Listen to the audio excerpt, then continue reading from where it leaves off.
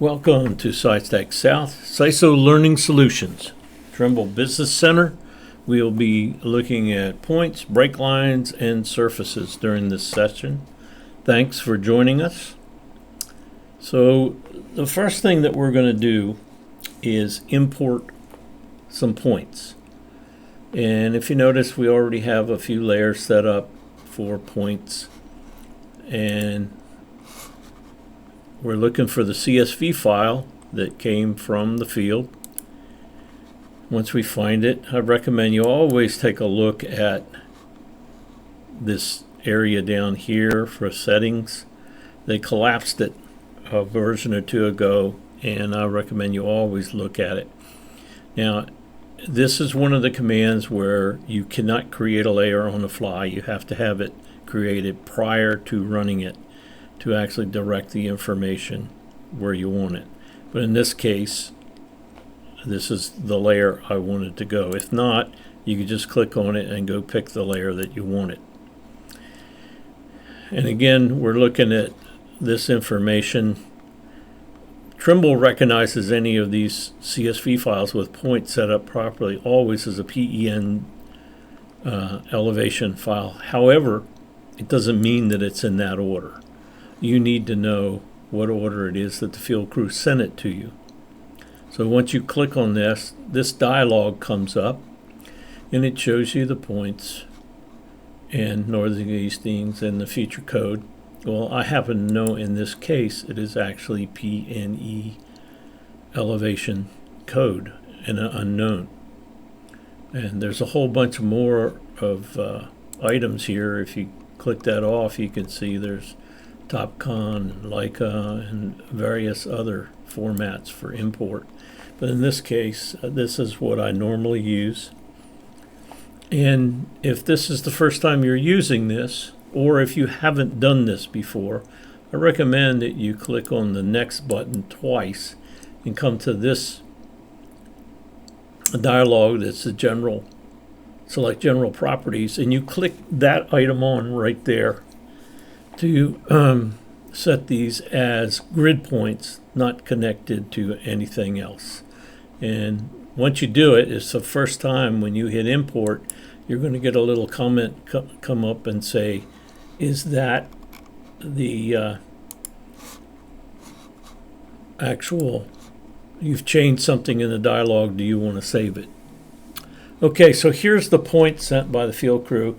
You can turn the elements off or on over here on the lower left to where we just have the dots if you want to see the point numbers, just them, or if you want to see the feature codes. Now, this is an issue that I try to bring up a lot. Your field crew or whoever goes out and collects your data, they should name every shot they take with some sort of a code, even if it's just ground. As you can see here, we have a center line, we have a top bank right, and a top of bank left. And the field crew that shot this did a decent job of collecting this information, and we'll see how it turns out when we turn it into a surface. So we're just going to work simply by just eventually connecting the points with break lines, but then I'll show you a couple of other options. So if I grab all the points and I go to the surface tab and create a surface, and we'll call this original for original ground. Now I personally like caps. And pick something other than the gray.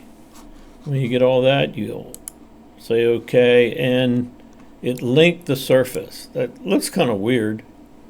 Let's bring the surface viewer up with it, and let's tile this vertical so we can see both at the same time. So we can see that the links were here, but this almost looks like some origami project gone bad. I'm going to exaggerate it a little bit, but it's still it doesn't look like it makes sense. Well, here's a couple of things about a surface.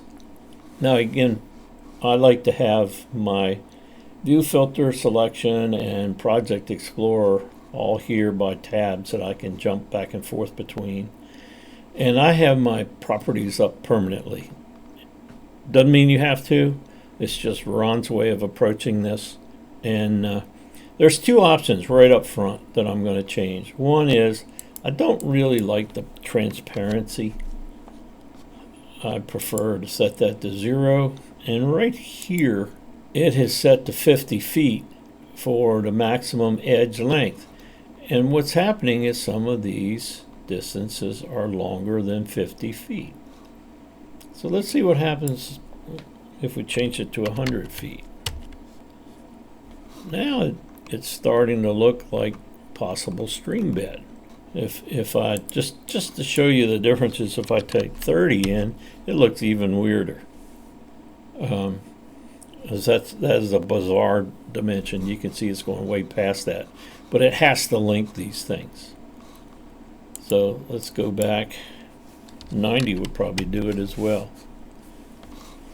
Okay, so we have a semblance of a surface in here, but it still doesn't really resemble what you would expect for a stream bed. And now is when we're going to talk about break line. And if you notice, I have a layer for existing break lines. So what we'll do is we'll go to the CAD area and start a line string, or it's already pointing at the existing break lines, and we'll just call it a break line. So if I start here and just draw from the center line to the center line, to the center line, to the center line,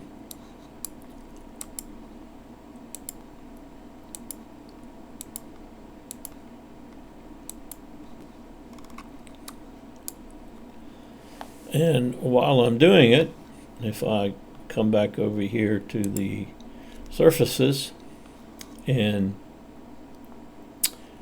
find the item where we surface members, if we click on that and we'll add it to the surface, you can see it's starting to do something with the surface. And now let's draw the next. And by the way, that down arrow will take me to edit, and I can say new. And let's start drawing this one. From there to there to there. And you notice how it's linking from the center line over here to the ground. Well, it really, that needs to be broken or altered. And that's what happens when you have a break line. If we come back over here and hit add remove and add that, now it's starting to even reflect more of a stream bed. And we'll go back to edit and do a new break line and go from there to there. And again, you can see we're breaking where the triangles are linking across. And the programs are extremely smart, but they can only work as well as we give them data. So I'll just close all the programs, and you can see now that this bottom is starting to shape up very well. But there's a few other tweaks that we can do to this. One of the things is the line string is a very smart line. You may also want to draw the outer edge too, just to get that nice triangle mesh in there, because we have it set to every 5 feet. But with a line string, if we select it and edit the line string, we can go to a segment and say smooth the curve, and select, save that, and then select the next segment and smooth the curve, save it. See what it did? it's starting to smooth this thing out.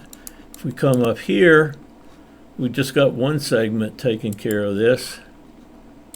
And so we can pick a tangent arc and hit save, and it put a nice arc in there. Now we could jump over to the center line and grab it and smooth curve. Go to the next line and smooth the curve and come up through here, and we've got two. So when you have two, the smooth curve works better than pretty much any of the other options.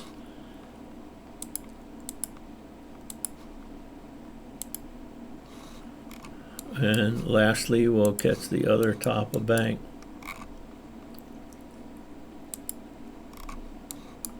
And it's the same way. Smooth the curve.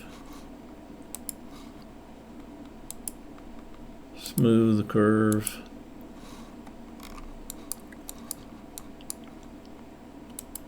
And that would be another tangent arc. Hit save. And just by manipulating these break lines, it has given us a surface that looks good. So learning all the different things that you can do to these lines, I'll show you one other command. Let's get rid of this surface. If we go over to surfaces and I take that original and I delete it, and I'm going to get rid of these lines. And this is a tool that is part of the Rockpile suite, where as long as these had different names for the right and the left, and the center line had its own, so on and so forth. One of their commands is Smart Map. And if I go into their command and go up here and lines group by feature code,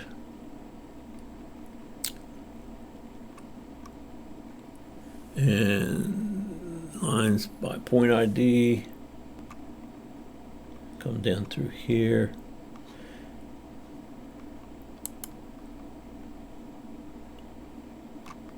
and we'll select by layer and just pick one of the points, and it should grab them all. And I'm looking for the option here, what layer it's going to put it on, and apply, and it drew all these lines for me. I would just need to go back and take care of curves and whatnot in there. So I just wanted you to see there are methods of being able to alter this. If you have any questions, don't hesitate to contact us at SITECH South, the training group. They can put you in touch with either Rich Ennis or myself. Hope you enjoyed this. Hope it's given you a little bit of information. Thank you very much. Good. Thanks for tuning in to Tips and Tricks for Trimble Business Center, brought to you by CISO Learning Solutions, a division of SITECH South. We offer in-classroom training, customized training at our site or yours, online training, as well as full-length training videos. Please call 404-505-8181 or email us at info@sitechsouth.com for more information. Alternatively, you may visit our website for a calendar of upcoming in-class training dates. If you like this video, please subscribe to our channel.